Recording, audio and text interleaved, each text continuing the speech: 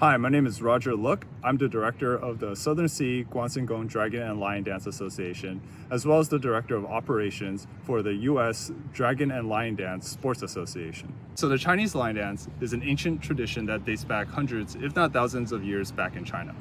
So the Chinese believed that the lions were mythical creatures that had the ability to scare away evil spirits and bring forth good luck and prosperity to its onlookers. There are many various stories as to how lion dancing came to be. One of these stories goes something like this.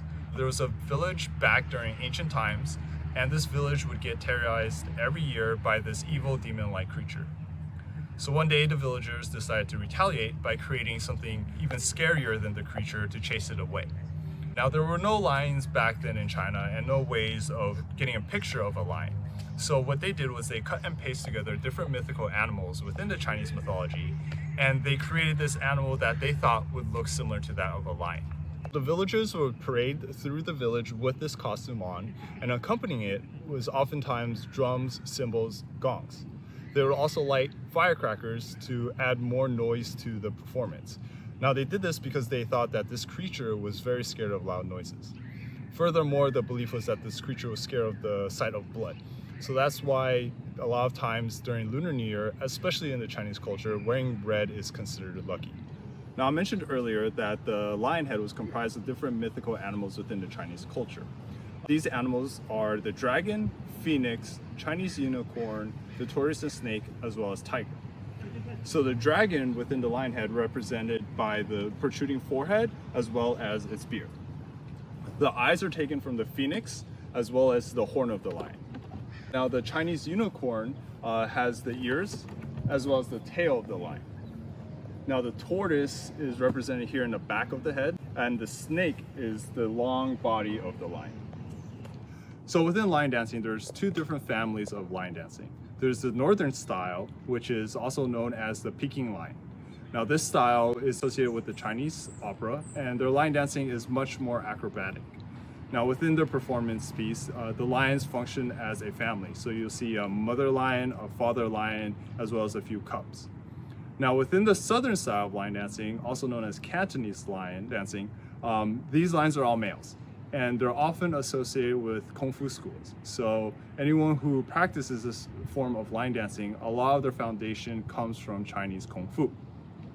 Now there's two different types of Cantonese lions. There's the Hoxton lion, which is usually a flatter face with a flatter mouth, as well as a Footsong lion. Now this lion is got a much more protruding forehead and a rounder face. Modern day lion dancing has changed quite significantly. Traditionally, lion dancing was only done during celebratory events. These were like Chinese New Year, weddings, birthdays, grand openings, anytime there's reason to celebrate.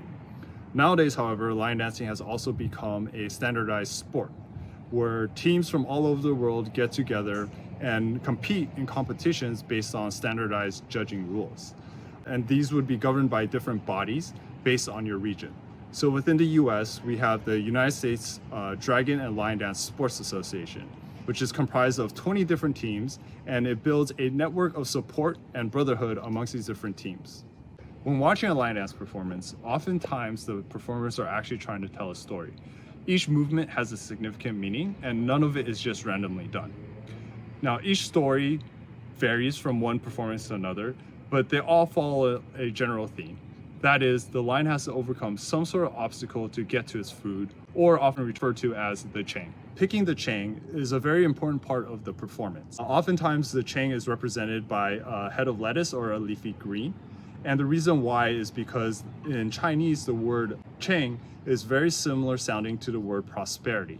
So when the lion eats the lettuce and spits it back out into the audience, this is symbolic of the lion spreading around prosperity.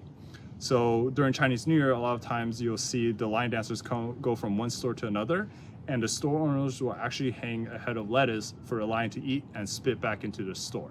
And again, this is symbolized bringing prosperity into their business for the upcoming new year. So I hope you enjoyed this quick explanation on lion dancing.